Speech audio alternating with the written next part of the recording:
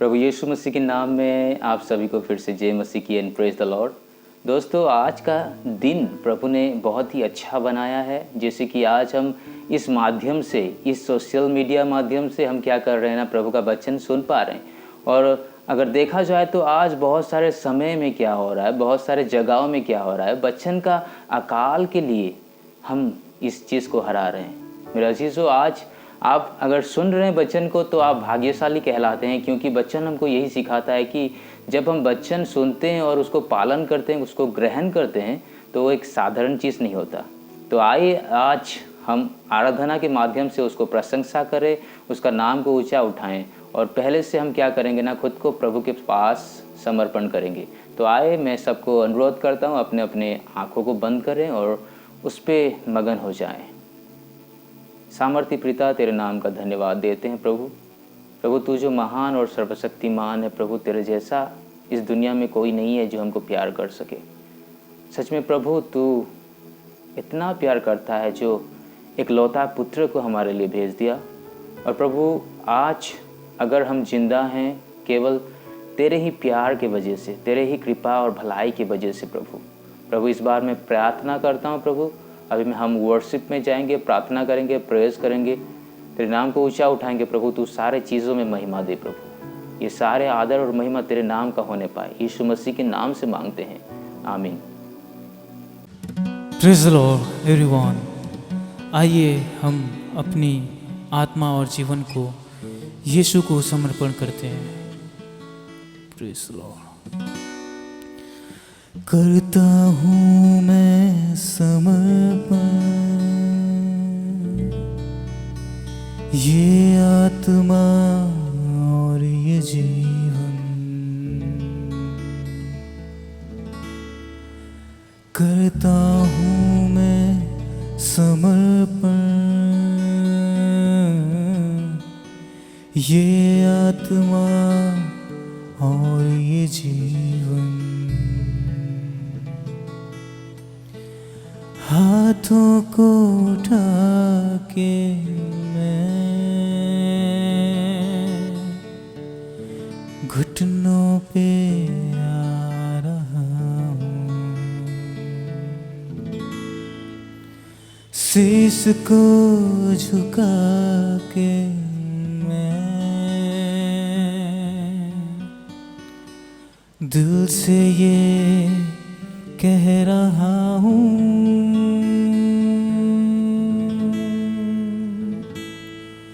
पवित्र आत्मा,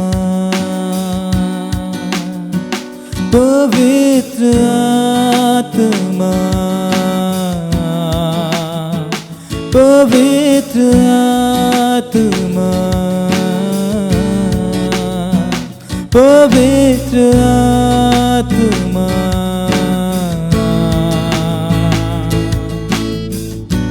करता हूँ मैं समर्पण, ये आत्मा और ये जीवन। करता हूँ मैं समर्पण, ये आत्मा और ये जीवन। हाथों को उठा के घुटनों पे आ रहा हूँ, शीश को झुका के मैं दिल से ये कह रहा हूँ, पवित्र आत्मा, पवित्र आत्मा, पवित्र आत्मा, पवित्र आत्मा। तू आजा अपनी सामर्थ में हमें भर दे, अपनी प्रेम से खुदा तू आजा अपनी सामत में हमें भर दे, अपनी ताकत से खुदा तू आजा। अपनी सामत में हमें भर दे, अपनी अग्नि से खुदा। पवित्र आत्मा, पवित्र आत्मा, पवित्र आत्मा, पवित्र आत्मा। सुन लो ये सच्चाई, यही है आजादी। सुन लो ये सच्चाई, यही है आजादी। आजादी यीशु में, यीशु ने हमें दिया, हमें दिया।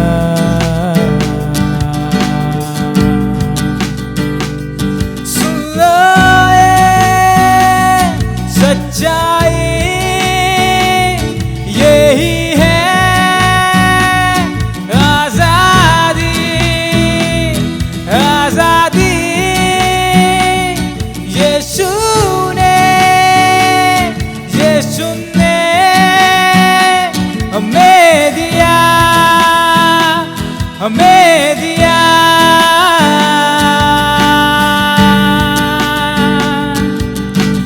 ऐसा वो प्यार किया, खुद को बलिदान किया। पापों में बंधे हुए थे हम, सूली पर आजाद किया। ऐसा वो प्यार किया, खुद को बलिदान दिया। पापों में बंधे हुए थे हम, सूली पर आजाद किया।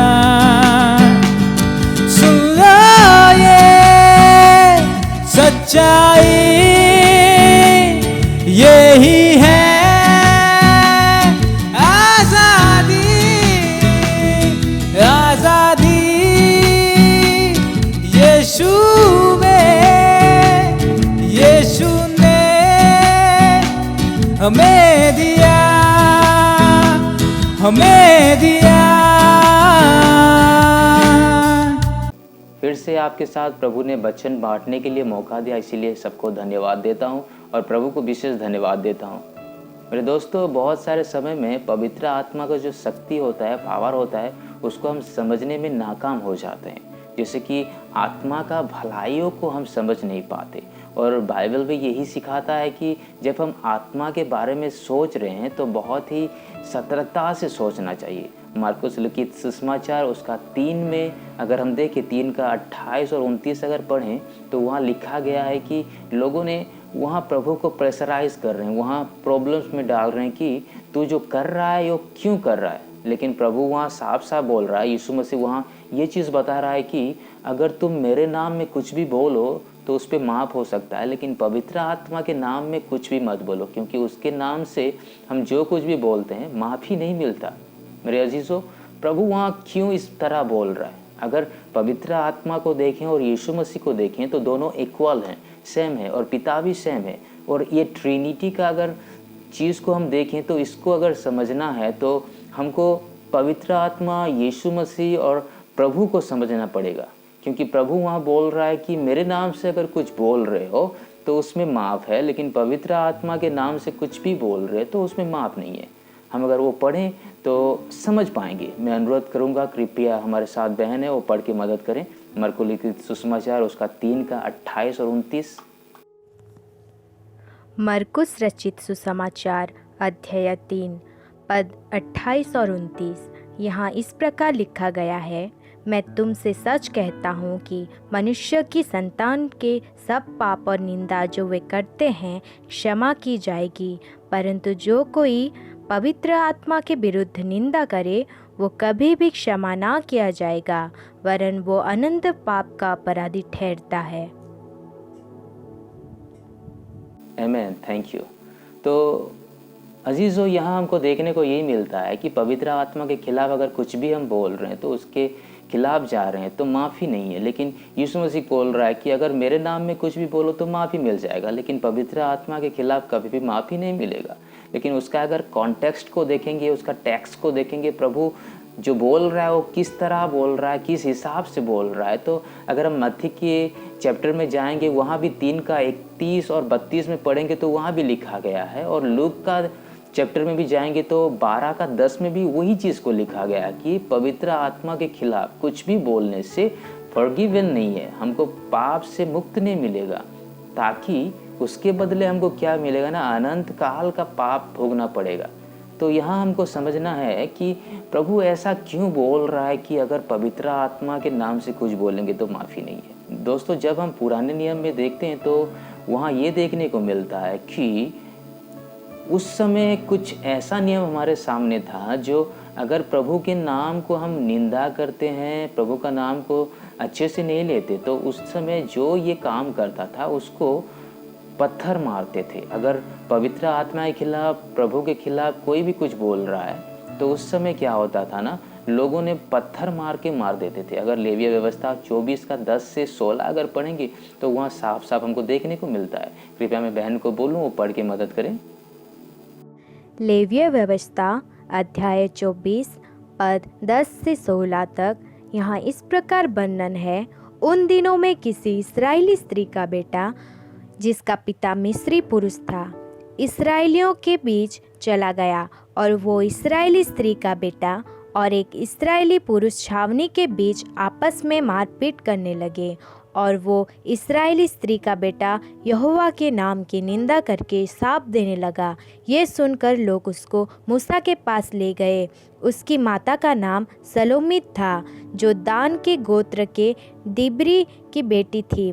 उन्होंने उसको हवालात में बंद किया, जिससे यहोवा की आज्ञा से इस बात पर विचार किया जाए। तब यहोवा ने मूसा से कहा, तुम लोग उस शाप देने वाले को छावनी से बाहर ले जाओ, और जितनों ने वो निंदा सुनी हो वो सब अपने अपने हाथ उसके सिर पर टेके। तब सारी मंडली के लोग उस पर पथराव करें, और तू इस्राएलियों से कह कि कोई क्यों ना हो जो अपने परमेश्वर को शाप दे, उसे अपने पाप का भार उठाना पड़ेगा। यहोवा के नाम की निंदा करने वाला निश्चय मार डाला जाए। सारी मंडली के लोग निश्चय उस पर पथराव करें, चाहे देसी हो चाहे विदेशी। यदि कोई उस नाम की निंदा करे तो वो मार डाला जाए। दोस्तों, यहाँ पर हमको ये देखने को मिलता है कि जब उसके नाम को कोई निंदा करता है, उसका नाम का कोई गलत इस्तेमाल करता है, तो उसको क्या करते थे ना, पुरातन नियम में लोगों ने पत्थर मार के उसको मार देते थे। तो हमको ये जानना बहुत ही आवश्यक है कि पुरातन नियम में जो था, अभी नूतन नियम में उस थोड़ा बदलाव आ गया है। क्योंकि पवित्र आत्मा को जब हम यहाँ कुछ बोल रहे हैं, उसके नाम पे कुछ बोल रहे हैं, तो हमारे ऊपर प्रॉब्लम्स आ रहा है। लेकिन हमको ये जानना बहुत ही ज़रूरी है कि प्रभु जब ये सारे चीज़ हमको बता रहा है कि पवित्र आत्मा का नाम को अगर तुम बोल रहे हो तो क्षमा नहीं है। अगर हम कॉन्सेप्ट को देखें, उसका कॉन्टेक्स्ट को देखें, तो वहाँ साफ साफ हमको यही देखने को मिलता है कि आज के दौर पे ऐसा कुछ नहीं है जो कि हमको पाप में डाल सकता है। अगर हम पवित्र आत्मा के खिलाफ बोल रहे हैं तो यीशु मसीह के खिलाफ भी बोल रहे हैं। क्योंकि यीशु मसीह जब जगत पे थे तब यीशु मसीह क्या करते थे ना, अपने पिता के बात को सुनते थे और सब कुछ पालन करते थे। लेकिन यीशु मसीह हमको ये भी बोलते थे कि जब तक मैं तुम्हारे साथ हूँ तब तक पवित्र आत्मा नहीं आ सकता। जब मैं चले जाऊँगा स्वर्ग को जाऊंगा और तब मैं क्या करूंगा ना, पवित्र आत्मा को सेंड करूंगा और वो आके तुम्हारे साथ क्या करेगा ना, हर पल, हर समय, हर घड़ी तुम्हारे साथ रहेगा। अगर जॉन चैप्टर 16 उसका 7 से लेके 11 तक पढ़ेंगे, यूहन्ना लिखित सुसमाचार उसका 16 का 7 से 11 तक अगर पढ़ेंगे तो वहाँ साफ साफ हमको देखने को मिलता है कि प्रभु जब जाएगा स्वर्ग को, वो होली स्पिरिट को सेंड करेगा और पवित्र आत्मा जब आएंगे तब क्या करेंगे ना, वो पाप का और धार्मिकता का, हमारे सब चीज़ का विचार करेंगे। अगर हम पढ़ेंगे, बहन पढ़ के मदद करें थोड़ा, यूहन्ना लिखित सुसमाचार उसका 16 का 7 से 11। यूहन्ना रचित सुसमाचार अध्याय 16 पद 7 से 11 यहाँ इस प्रकार रचित है, तो भी मैं तुमसे सच कहता हूँ कि मेरा जाना तुम्हारे लिए अच्छा है, क्योंकि यदि मैं ना जाऊँ तो वो सहायक तुम्हारे पास ना आएगा, परंतु यदि मैं जाऊँगा तो उसे तुम्हारे पास भेजूँगा। वो आकर संसार को पाप और धार्मिकता और न्याय के विषय में निरुत्तर करेगा। पाप के विषय में इसलिए कि वे मुझ पर विश्वास नहीं करते, और धार्मिकता के विषय में इसलिए कि मैं पिता के पास जाता हूँ और तुम मुझे फिर ना देखोगे। न्याय के विषय में इसलिए कि संसार का सरदार दोषी ठहराया गया है।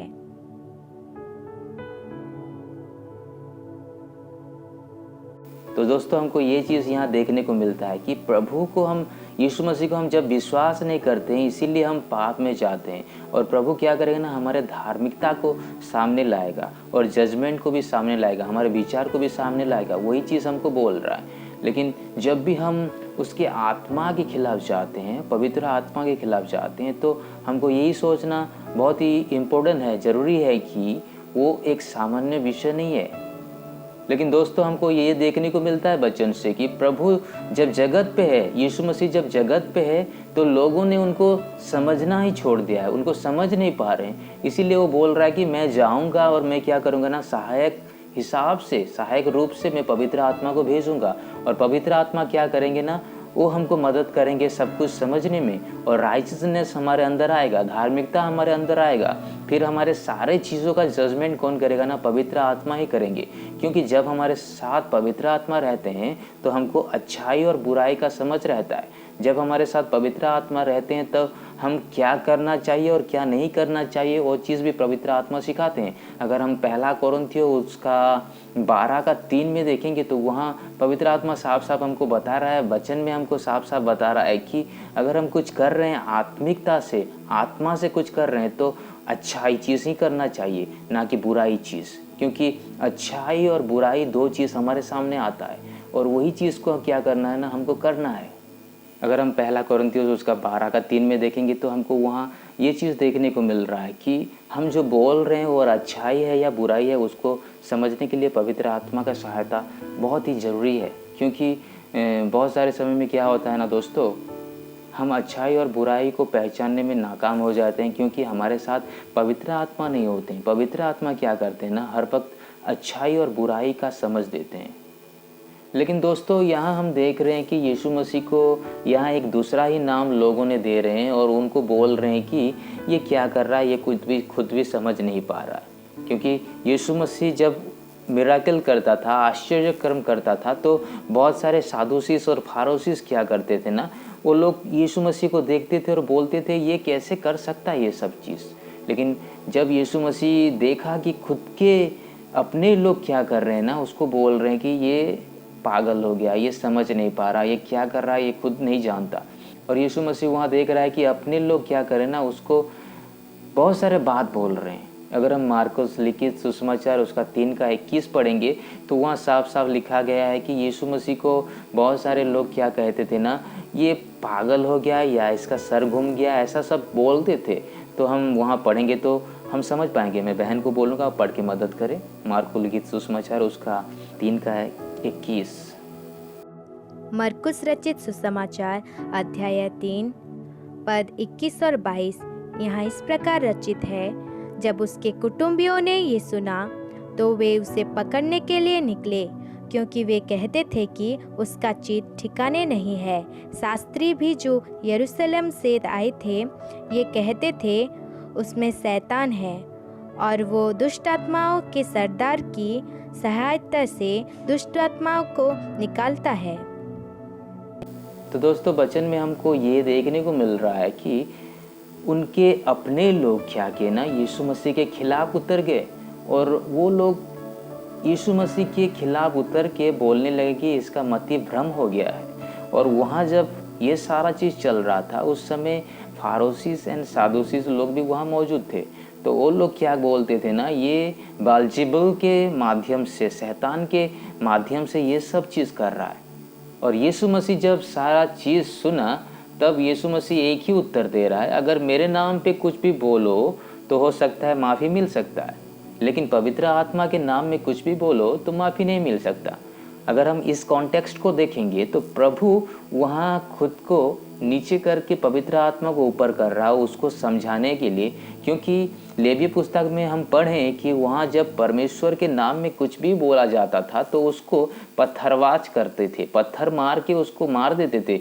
लेकिन यहाँ हम यीशु मसीह की बातों को अगर गौर करें, समझे, तो यीशु मसीह हमको ये समझाने की कोशिश कर रहा है कि अगर हम देखें कि यीशु मसीह के काम को, यीशु मसीह के आश्चर्य कर्म को, पवित्रता का काम को अगर वो समझ नहीं पाते हैं तो वो लोग पवित्र आत्मा की निंदा कर रहे हैं। तो यीशु मसीह हमको यही सिखाने का कोशिश कर रहा है कि अगर मेरे नाम पे कुछ भी बोलो तो शायद तुमको माफ़ी मिल सकता है, लेकिन पवित्र आत्मा के नाम पे माफ़ी नहीं है। और वही मत्ती लिखित सुसमाचार 3:22 में प्रभु यही हमको दिखा रहा है वहाँ पे कि वो लोग क्या बोलते हैं ना, वो शैतान के माध्यम से भूतों को भगा रहा है, वो शैतान के माध्यम से उनको सुस्तता दे रहा है। लेकिन यीशु मसीह यही चीज़ को गौर करके उनको वचन में यही बोल रहे हैं। दोस्तों अगर हम वचन को देखेंगे तो वचन हमको कभी ऐसा चीज़ नहीं सिखाता जो को वचन के खिलाफ होता है। अगर हम देखें एक अच्छा पेड़ है तो उसका फल भी अच्छा होगा, और एक अच्छा फल हो रहा है तो उसका पेड़ भी अच्छा होगा।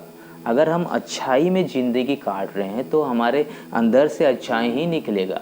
अगर हम बुरा स्वभाव रखते हैं तो हो सकता है हम बुरे कामों में लिप्त हैं। अगर हम पाप में जी रहे हैं, अगर हमारे अंदर पाप है तो कभी भी ये सारा चीज़ क्या करेगा ना, हमको अच्छाई की ओर लेके नहीं जाएगा। अगर मत्ती लिखित सुसमाचार उसका 12वां अध्याय है, उसका 33 से 35 तक अगर पढ़ेंगे तो वहाँ साफ साफ हमको समझने को मिलता है कि प्रभु अच्छाई और बुराई को क्या बोल रहा है। मैं कृपया बहन को बोलूँगा वो पढ़ के मदद करें।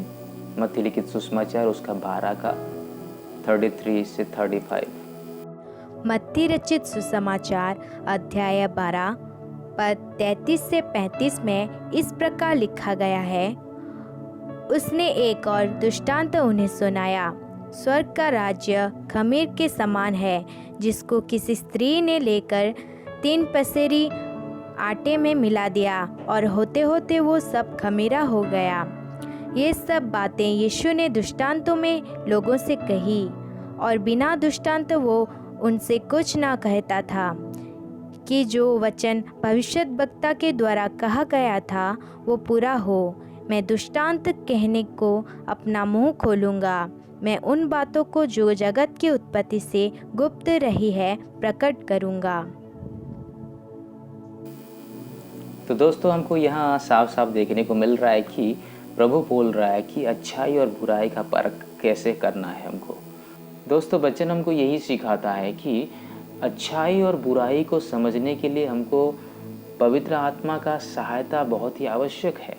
और इसी चीज़ को अगर देखें तो ये दोनों कभी मेल नहीं खाता, और ये दोनों अगर हमारे अंदर है तो हम भी खुद को प्रभु के सामने झुठला देते हैं कि हम सच्चाई में चल रहे हैं बोल के। इसीलिए उस समय बहुत सारे ऐसे लोग मौजूद थे जो कि यीशु मसीह को अपने सवालों में घेर के रखते थे, और वो लोग यीशु मसीह को यही पूछते थे कि हम कैसे पता करें कि तू अच्छाई में चल रहा है और तू खुदावन यीशु है। तो प्रभु उनको एक साफ साफ जवाब दिया था कि तुम उसको इस तरह जान पाओगे, तुम प्रभु को इस तरह पहचान पाओगे कि वो एक चिन्ह देगा जो कि जोना का चिन्ह है।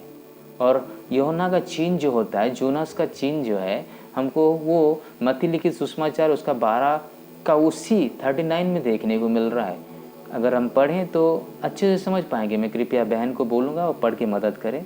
मत्ती लिखित सुसमाचार उसका 12 का 39।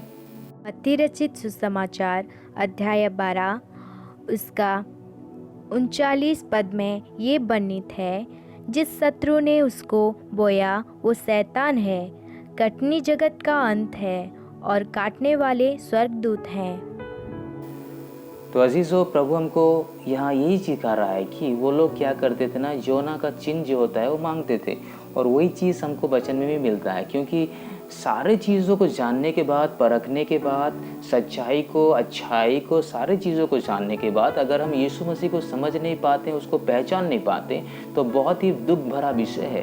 क्योंकि हिब्रू चैप्टर, इब्रानी की किताब, उसका 6 आयत, उसका 4 से 6 तक अगर पढ़ेंगे तो वहाँ साफ साफ हमको देखने को मिलता है कि अगर हम भलाई में हैं, अगर हम अच्छाई में हैं और सारे चीज़ जानते हैं और यीशु मसीह को पहचान नहीं पा रहे हैं, तो हम खुद ब्लैस्फेमी कर रहे हैं यीशु मसीह को, उसका मृत्यु को, उसका जीवन जो दिया है, बहुमूल्य खून जो बहा है, उसको हम क्या कर रहे हैं ना, प्रिटेंड कर रहे हैं कि हम नहीं जानते, उसको हम ब्लैस्फेमी कर रहे हैं। मैं कृपया बहन को बोलूँगा वो पढ़ के मदद करें इब्रानी की किताब, उसका 6 अध्याय, उसका 4 से 6 तक।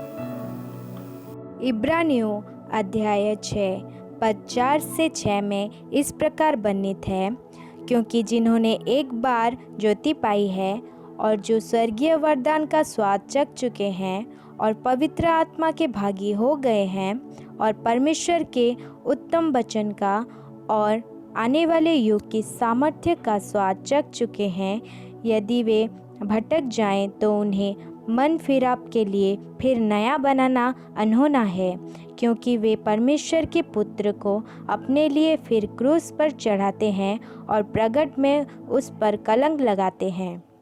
तो अजीज़ों, वचन हमको यहाँ ये सिखा रहा है, ये बता रहा है कि सारे चीज़ों को जानने के बाद, परखने के बाद, सब समझने के बाद अगर फिर भी हम इसको क्या कर रहे हैं ना, ब्लैस्फेमी की रूप दे रहे हैं, तो निंदा का रूप दे रहे हैं, तो हो सकता है हम क्या कर रहे हैं ना, उसको क्रूस पे फिर से चढ़ा रहे हैं और उसके मृत्यु को हम क्या कर रहे हैं ना, झुठला रहे हैं। क्योंकि यीशु मसीह बोलता है, अगर तुम ये सारा चीज़ करते हो और जानते हो फिर भी तुम क्या कर रहे हो ना, ये सब चीज़ कर रहे हो, तो ये बहुत ख़राब चीज़ है। मेरे अजीज़ों, हमको समझना पड़ेगा कि पवित्र आत्मा का जो रूप होता है वो हमारे साथ रहता है, लेकिन हम क्या करते हैं ना, पवित्र आत्मा को समझ नहीं पाते। जैसे कि इब्रानी की किताब, उसका 10वीं आयत, उसका 26 से अगर 29 तक अगर पढ़ेंगे तो वहाँ साफ साफ लिखा गया है कि इट्स टू डेंजरस, वो बहुत ख़तरनाक चीज़ है जो कि हम करते हैं हमारे जीवन में। अगर जानबूझ के अगर हम कर रहे हैं तो बहुत ख़तरनाक चीज़ है। तो ये जो चीज़ है, इसको अगर हम समझ नहीं पा रहे हैं तो हो सकता है ये हमारे जीवन में एक बहुत डेंजरियस थिंग्स लेके आएगा। ये पनिशमेंट लेके आएगा जो पनिशमेंट की हमको पाप से उद्धार नहीं कर पाएगा। अगर हम जानबूझ के यीशु मसीह को झुठला रहे हैं तो हो सकता है यीशु मसीह हमारे जीवन में बहुत बड़े शास्ति लेके आएगा। मैं कृपया बहन को बोलूँगा वो पढ़ के मदद करे इब्रानी की किताब, उसका 10वीं आयत, उसका 26 से 29 तक।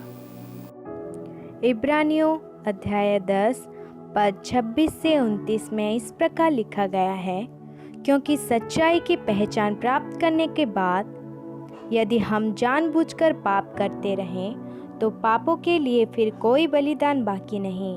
हाँ, दंड का एक भयानक बाट जोना और आग का ज्वलन बाकी है जो विरोधियों को भस्म कर देगा। जब मूसा की व्यवस्था का ना मानने वाला 2 या 3 जनों की गवाही पर बिना दया की मार डाला जाता है, तो सोच लो कि वो कितने और भी भारी दंड के योग्य ठहरेगा, जिसने परमेश्वर के पुत्र को पाँव से रौंदा और बाछा के लहू को, जिसके द्वारा वो पवित्र ठहराया गया था, अपवित्र जाना है और अनुग्रह के आत्मा का अपमान किया। तो अजीज़ों, अगर हम ये सारी चीज़ को समझ नहीं पा रहे हैं तो हम फिर से पाप को क्या कर रहे हैं ना, मौका दे रहे हैं ये सब करने के लिए। तो अजीज़ों, हमको समझना ये है कि पवित्र आत्मा जो है हमारे साथ मौजूद है, लेकिन अगर हम उसके खिलाफ कुछ बोल रहे हैं तो हो सकता है हमारे लिए बहुत बड़ा खतरा का चिन्ह हो। लेकिन पवित्र आत्मा जो है वो यीशु मसीह है और यीशु मसीह जो है वो पिता परमेश्वर है। ये ट्रिनिटी गॉड को समझाता है। अगर हम ट्रिनिटी गॉड को समझ पाते हैं तो पवित्र आत्मा को भी समझ पाएंगे। हो सकता है हम कई समय में ट्रिनिटी को समझ नहीं पाते, क्योंकि पिता जो होता है वो पुत्र का काम नहीं करता और पुत्र जो होता है वो पवित्र आत्मा का काम नहीं करता। इसीलिए तीनों को डिफरेंट एंगल में, डिफरेंट समय में काम करने के लिए प्रभु ने चुना है और वही तीनों का मिश्रण एक ही है, उसको समझना बहुत ही आवश्यक है। क्योंकि पवित्र आत्मा जो है उसका काम ये है कि हमको संयम और ताकत से आगे बढ़ाएगा और उसको समझने में मदद करेगा। इसीलिए वचन हमको यही बोला कि यीशु मसीह को जब लोगों ने विश्वास नहीं किया तो यीशु मसीह यही कहा वचन में कि वो जब जाएगा तो पवित्र आत्मा को भेजेगा, और पवित्र आत्मा क्या करेगा ना, हमारे पाप को, सिन, राइचसनेस एंड जजमेंट, वही तीनों को क्या करेगा ना हमारे जीवन में लागू करेगा। और वो तीनों चीज़ क्या करेगा ना, हमको बहुतायत से समझने में मदद करेगा कि हम क्या कर रहे हैं और क्या नहीं करना चाहिए। अच्छाई और बुराई को परखना पवित्र आत्मा हमको सिखाया है। इसीलिए मैं अजीज़ों आपको ये बोलना चाहता हूँ कि हमको पवित्र आत्मा को समझना बहुत ही ज़रूरी है। हो सकता है बहुत सारे समय में क्या करते हैं ना, हम पवित्र आत्मा को नहीं समझ पाते और उसके नाम में बहुत सारे चीज़ बोल देते हैं, लेकिन जब तक हम उसको समझ नहीं पाएंगे तब हम कुछ भी नहीं कर पाएंगे। जब तक हम उसको समझ नहीं पाएंगे तो हम कुछ भी भलाई का काम नहीं कर पाएंगे। प्रभु आप सभी को इस वचन से आशीष करें। आइए हम इसी चीज़ को लेकर दुआ करेंगे। प्रेमी जलाली सामर्थ्य यीशु, तेरे नाम का धन्यवाद और प्रशंसा करते हैं। तू जो स्वर्ग में रहता है और तेरा नाम पाक माना जाता है, इसीलिए धन्यवाद देते हैं प्रभु। प्रभु तेरा वचन हमको आज सिखाया है कि तेरे पवित्र नाम को हम किस तरह हमारे ज़बान पे बोलें प्रभु। हो सकता है तेरे पवित्र नाम को हम बोलने में चूक जाते हैं प्रभु। कहीं समय में प्रभु हमारा जो गलती होता है, हमारा जो पाप होता है, वो हमको दिलासा ये देता है कि तू कुछ नहीं कर रहा है, लेकिन अंदर ही अंदर हम घुटन महसूस करते हैं प्रभु। आज जो कोई भी प्रभु तेरे वचन को देख रहा है, तेरे वचन को सुन रहा है प्रभु, सारे लोगों को तू महिमा और आशीष से भर दे प्रभु, क्योंकि तेरा वचन ही पाक कहलाता है और तू ही जीवन देता है प्रभु। प्रभु इस नाम को हम जैसे ऊंचा उठाए प्रभु, इसीलिए सभी को तू आशीष से भर दे प्रभु। इस बार सारी चीज़ों को, सारे नामों को, सारे फॉलोवर्स को, सारे देखने वाले लोगों को तेरे हाथ में सौंपता हूँ प्रभु। सभी को तू आशीष कर और तेरे आत्मा से तू उंडल दे और भर दे। सारे चीज़ों को तेरे नाम पे सौंप रहा हूँ और यीशु मसीह के नाम से मांग रहा हूँ, आमीन। प्रभु आप सभी को आशीष करें, आमीन।